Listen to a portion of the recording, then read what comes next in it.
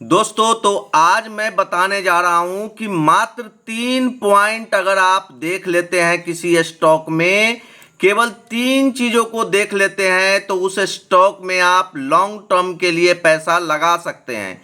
तो वो 3 पॉइंट कौन कौन से हैं जिसे आपको देखना है, एनालिसिस करना है, वो मैं आपके साथ शेयर करने वाला हूं। तो आइए एक एक पॉइंट कवर करते हैं। तो लॉन्ग टर्म के लिए स्टॉक का आपको सिलेक्शन करना है, तो उसके लिए सबसे पहला पॉइंट यही 3 पॉइंट है जो आपको लॉन्ग टर्म इन्वेस्टिंग के लिए बेहतरीन साबित होगा, मोटा पैसा आप बना पाएंगे। तो सबसे पहले जो सिलेक्शन करना है, आपको स्मॉल कैप स्टॉक लेना है। स्मॉल कैप स्टॉक कहने का मतलब होता है कि ऐसा स्टॉक जिसका मार्केट कैप जो है वो 5,000 करोड़ से कम का है, वैसा ही स्टॉक का आपको सिलेक्शन करना है। पहला पॉइंट क्लियर हो गया। मार्केट कैप कितना होना चाहिए? 5,000 करोड़ से कम का मार्केट कैप होना चाहिए, तभी आप वैसे स्टॉक को लॉन्ग टर्म के लिए पैसा लगाएंगे तो इसमें मोमेंटम बड़ा होगा, मल्टी बैगर स्टॉक बनेगा। लेकिन केवल मार्केट कैप से काम नहीं चलेगा, आपको दूसरा और तीसरा जो इंपॉर्टेंट पॉइंट है वो भी आपको देखना है। तो दूसरा पॉइंट जो सबसे इंपॉर्टेंट है वो है at least 70% fall from the top. इसका मतलब क्या हुआ? अगर स्टॉक 10 रुपए से चल करके 100 रुपए हो गया है तो कम से कम जो स्टॉक में फॉल आना चाहिए वो 100 रुपए से गिर करके स्टॉक 30 रुपए के आसपास आ जाना चाहिए, तभी इस स्टॉक में आपको पैसा लगाना है। तो पहला पॉइंट क्लियर है आपका, 5,000 करोड़ से कम का मार्केट कैप होना चाहिए।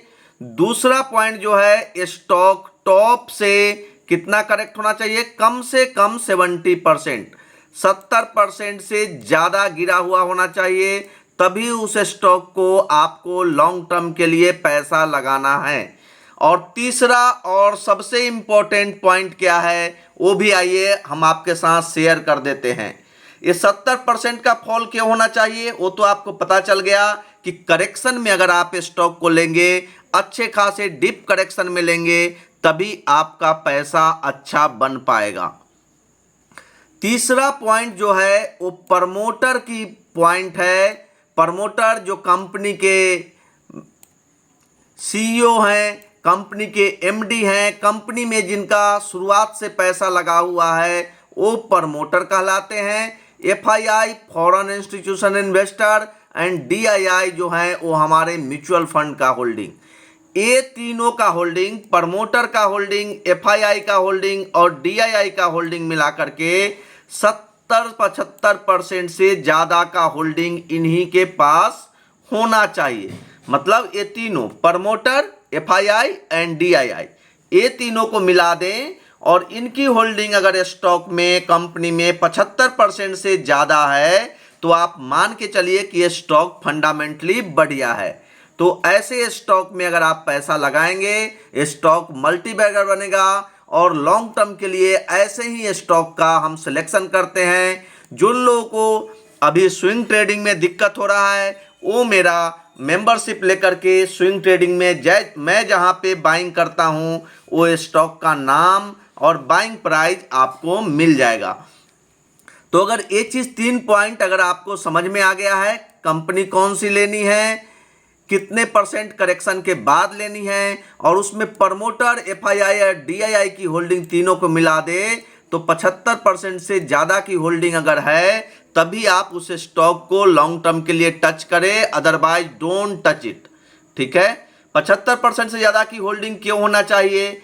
जितना प्रमोटर, एफआईआई और डीआईआई के पास होल्डिंग ज्यादा होगा, फ्री फ्लोट शेयर उतने कम होंगे। मतलब अगर थोड़ी सी भी बाइंग आएगी और कोई बेचने वाला नहीं है तो स्टॉक रॉकेट बन जाएगा।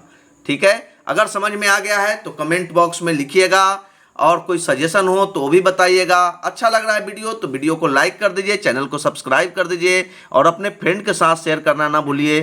Thank you.